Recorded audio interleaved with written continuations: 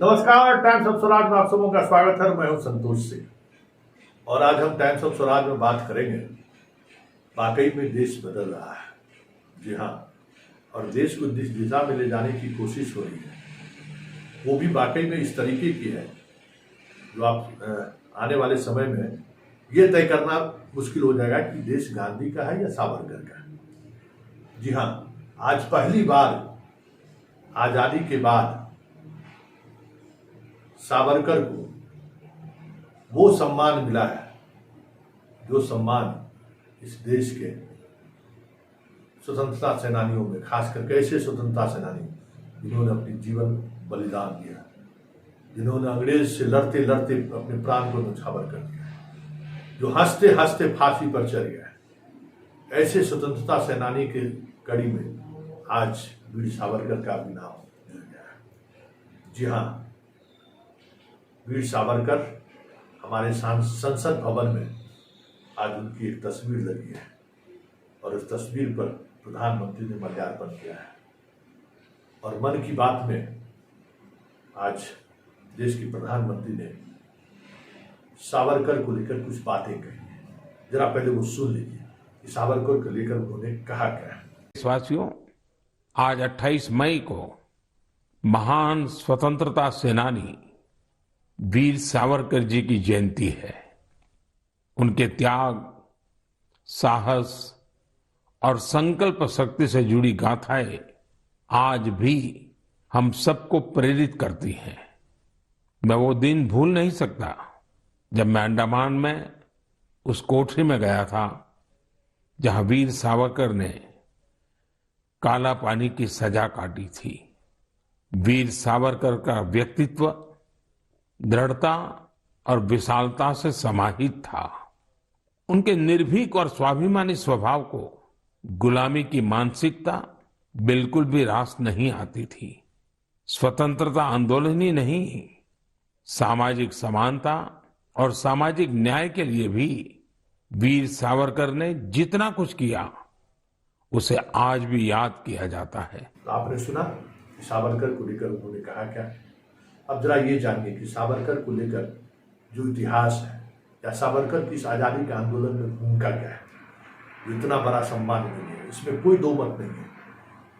उन्हें जो सजा दी गई और जिस तरीके से उन्हें अंडमान निकोबार के द्वीप समूह के जेल में रखा गया वो बहुत ही अमानवीय था और बहुत ही कष्टप्रद रहा होगा, इसमें कोई दो मत नहीं। लेकिन आखिर सावरकर ने इस देश के आजादी का आंदोलन में किया क्या, तो आपको बता दें कि एक नासिक षड्यंत्र आप कह सकते हैं, इस देश की चर्चित एक घटना है जिसमें वहाँ के डीएम की हत्या हो जाती है। और डीएम की हत्या को लेकर जब जांच शुरू होती है तो उसमें पता ये चलता है कि हत्यारे को पिस्टल सावरकर के माध्यम से ही मिला था। और इस सब के बीच सावरकर लंदन चले गए थे। जांच में जब ये बातें आई तो सावरकर को लंदन से भारत लाया जा रहा था, जिस दौरान वो ना जहाज से भागने की कोशिश की। इस स्थिति में उन्हें अंडमान निकोबार द्वीप समूह के जेल में रखा गया।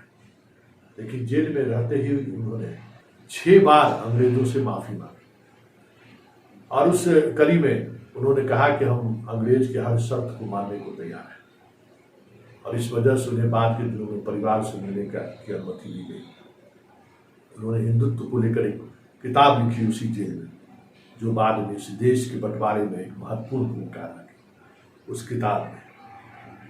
इतना ही नहीं, गांधी हत्याकांड को लेकर भी सावरकर पर मुकदमे चले थे और जज ने यह कहते हुए सावरकर को बरी किया था कि आपके खिलाफ सबूत इकट्ठे करने में पुलिस नाकामयाब रहा है, लेकिन इसका ये मतलब नहीं है कि आप इस हत्याकांड में शामिल नहीं।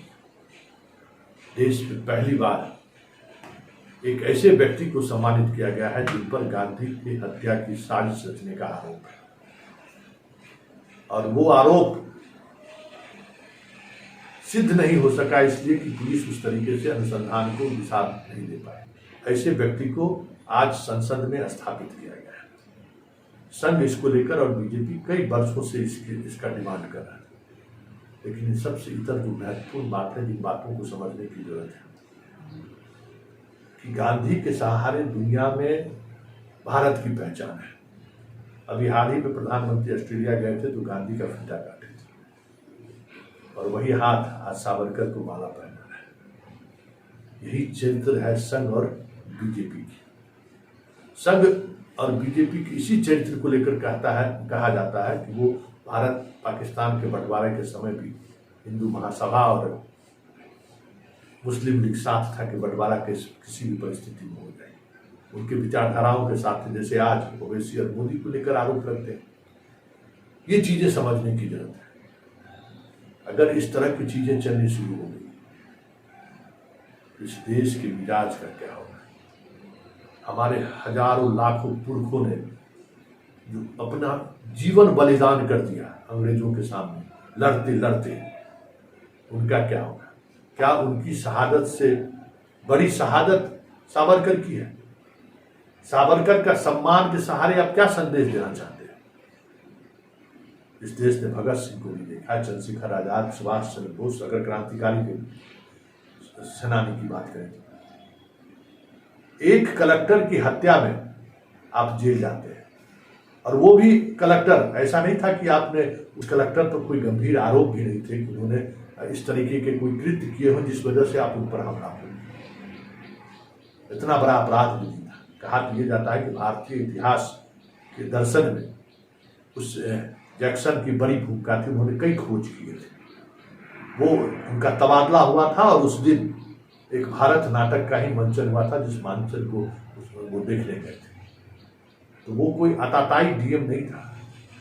उन्होंने भारतीय स्वतंत्रता सेनानियों के खिलाफ कोई बड़ा कह सकते हैं कि मनमानी या कुछ इस तरीके की चीजें उन्होंने नहीं की थी। उसकी हत्या की साजिश में ये जेल में थे और अंग्रेज ने उनको काला पानी की सजा इसलिए दी कि एक अधिकारी की हत्या हुई इसलिए। लेकिन इसके अलावा आज़ादी के आंदोलन में अगर सावरकर की कोई भूमिका है तो सावरकर वाली लोगों को सामने लानी चाहिए। हाँ, आज़ादी के आंदोलन में उन्होंने 1942 के आंदोलन में उनका ये भूमिका था, 46 में ये उनकी भूमिका रही। अगर ये भूमिका के साथ अगर चीज़ों को रखें तो फिर एक नई तरीके का डिस्कोर्स चल सकता है। लेकिन जिस आधार पर सावरकर को सम्मानित किया गया है, आने वाले समय में बहुत सारी चीज़ें बदलेंगी और उसका असर आम लोगों के जीवन पर, मतलब हिंसा को जब आप जस्टिफाई कीजिएगा तो फिर समाज में हिंसा बढ़ने लगे तो आप कहिएगा कि ये क्या हो रहा है। ये दोनों तरफ नहीं चलेगी, दोनों तरफ बात नहीं चलेगी। क्योंकि आपने पहली बार इस देश में हिंसा को लेकर जो एक माहौल है या हिंसा को लेकर जो एक सोच है उसका आपने समर्थन